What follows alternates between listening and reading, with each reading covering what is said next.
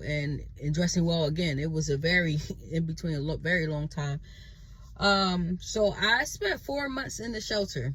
And I don't know, a lot of people, for some people, their experience there, they were like, you know, you go back. Sometimes I go back. I used to go back and visit when I got out of there.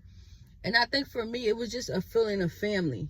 Like, I met people, and the people that I met, I would go back and I wanted to make sure they were okay. You know what I mean? And just to see them, I didn't want them to feel like I forgot all about them, because I know that's how I felt. That's how I felt. When I got down here and no one would come see me and no one has come see me, I was like, dang, I really just was forgotten. You know, and I'm sure that's probably not the case, but that is the feeling that a person has.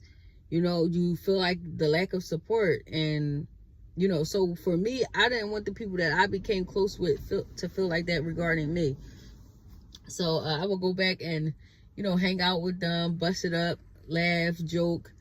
A lot of times I would say, dang, I do miss them. You know, I remember there was one lady in my room. I heard I really didn't get along towards the end.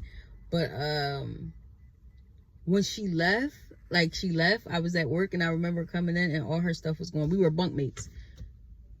And I was just like, asking everyone, I was like, well, where did she go? And it was like, oh, you know, she moved out.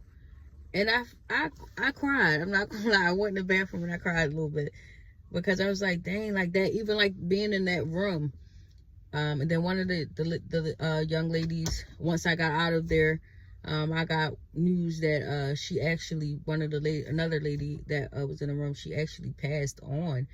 And I remember going to therapy, being on the bus and just on my way to therapy, and I got the news. And I remember I was like, it's just perfect time, and God rest her soul. She was just, you know, a positive person, always trying to keep the room together. And, you know, yeah, that was a lot.